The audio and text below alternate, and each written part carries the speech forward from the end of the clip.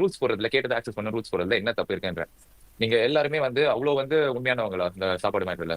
நீங்க ஏதோ ஒரு 5-6 பேர் வந்து எல்லாரோட ப்ரொவிஷன் எடுத்து 2-3 வாட்டி சமைச்சு பிரியாணி சாப்பிட்டீங்களா யாருக்கும் தெரியாம. அதனால வந்து முத்தும் தீபம் கூட ஒரு நாள் வந்து ஒரு வேளை சாப்பாடு இல்லாம இருந்தாங்கன்னு நினைக்கிறேன்.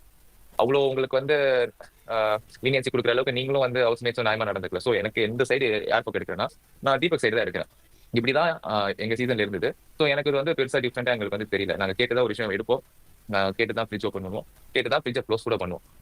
ஸோ அதுதான் வந்து ஒரு பிக் பாஸ் ஹவுஸ் அட்மாஸ்பியருக்கு வந்து நியாயமான ஒரு இது. ஏன்னா இத்தனைக்கு எங்க சீசன்ல வந்து யாருமே வந்து யாருக்கும் தெரியாம சமைச்சு சாப்பிட மாட்டாங்க. ஓகே, அப்படி சாப்பிட்டாலும் யாராவது கிச்சன் பக்கம் வந்தாங்க நீங்களும் சாப்பிடுங்க, யாரும் நீங்க மட்டும் சமைச்சு சாப்பிட்டு கேட்க மாட்டாங்க. நான் ஒழிச்சு வச்சு சாப்பிட வேண்டிய அவசியம் இருந்தது இல்லை. பட் இங்க வந்து ஓப்பனா ஒழிச்சு வச்சு சாப்பிடுறீங்களே, என்ன பண்றது? So I think I stand with Deepak இந்த இஷ்யூ. அந்த சாச்சனாக்கு வந்து என்ன பிரச்சனை தீபக் கிட்ட? அது வந்து ஒரு பேச விட மாட்டாரு, அவரா பேசிட்டு இருக்காரு அப்படின்னு. அவரா பேசாம உங்ககிட்ட பேசிக்கிட்டே இருந்தா அப்புறம் தீபக் வந்து சத்யா கேப்டன்சி மாதிரி தான். நீங்க வந்து எல்லாருக்கிட்டும் ஒப்பீனியன் கேட்கறீங்க, உங்களுக்கு வந்து ஒரு பாயிண்டே கிடையாதா? எல்லாருக்கிட்டையும் ரொம்ப நேரம் வந்து கன்வின்ஸ் பண்ண ட்ரை பண்ணிட்டு இருக்கீங்கன்னு ஒரு சாப்பா குத்துவீங்க, அதுக்கும் பூவை வைக்கிறீங்க.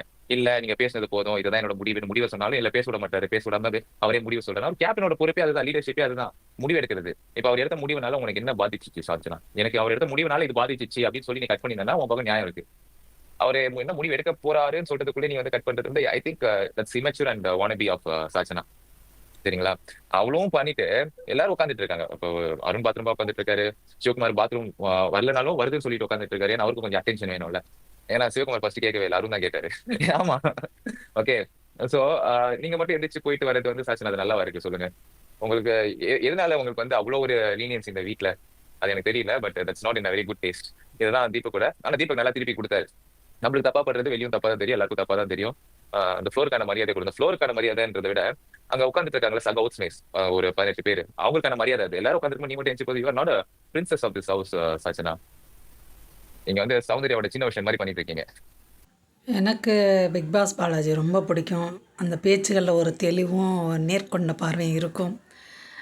அந்த வயதுக்கே உரிய இல்லை அவங்க கடந்து வந்த பாதைக்கே உரிய தெனாவட்டு திமிர்த்தனம் அதுவும் இருக்க தான் செய்யும். ஆனால் அதில் கண்டிப்பாக நேர்மை இருக்கும், யார் பக்கம் சாராத நேர்மை.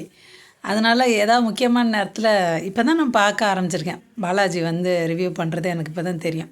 அவர் இதில் இருந்தெல்லாம் ஒதுங்கி தான் இருந்தாப்புல. இப்போ என்னமோ கலாட்டா கில்ஸ் கூப்பிட்டனால பண்ணுறாப்புல. எப்போயாவது தான் பார்க்குறேன் நான், ஃபுல்லாலாம் தொடர்ச்சியெல்லாம் என்ன பேசுகிறாருன்னு பார்க்குறதில்ல.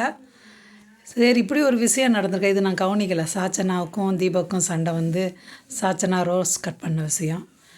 சரி, இதை பற்றி பாலாஜி என்ன சொல்லியிருக்காப்புல அப்படின்ட்டு தான் பார்த்தேன். சரி, அதை அப்படியே பாலாஜியோட குரல்லையே பதிவிட்டு அது கொஞ்சம் நல்லா இருக்குமே அப்படின்றக்காண்டி பதிவிட்டுட்டேன்.